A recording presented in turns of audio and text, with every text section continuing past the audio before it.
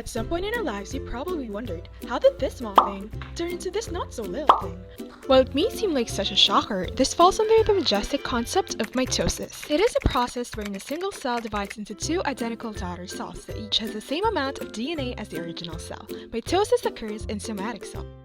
In the cell cycle, mitosis itself is the process where the cell divides, while the phases before that are all under interphase.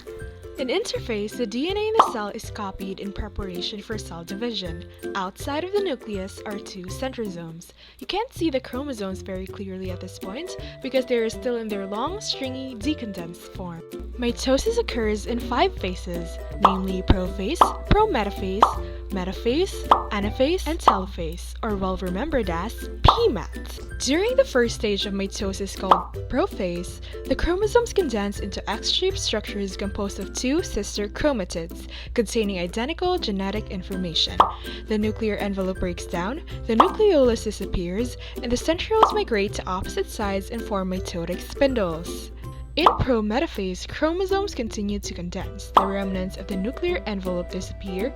The mitotic spindle continues to develop as more microtubules assemble and stretch across the length of the former nuclear area, and these start to attach to a protein complex called the kinetochore. During metaphase, the 2 kinetochores of each chromosome should be attached to the microtubules from opposite spindle poles. Chromosomes are now lined up at the metaphase plate. During anaphase, the sister chromatids are pulled apart by a mitotic spindle, which pulls one chromatid to one pole and the other chromatid to the opposite pole. And the last phase of mitosis is telophase, where the set of chromosomes gather at each pole of the cell. The mitotic spindle is broken down into its building blocks, nuclear membranes and nucleoli reappear, and the chromosomes begin to decondense and return to their stringy form. Mitosis ends with telophase, however the cell must go through cytokinesis to completely finish the cell cycle. In animal cells, the formation of cleavage furrows separates the daughter cells. In plant cells, it is the formation of cell plates.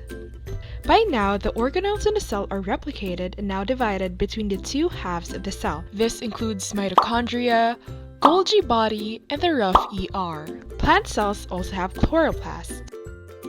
Mitosis is the reason we can grow, heal wounds, and replace damaged cells. It is also important in organisms which reproduce asexually. The key to mitosis occurring is the presence of a nucleus. Therefore, organisms without nuclei miss out on this impressive process.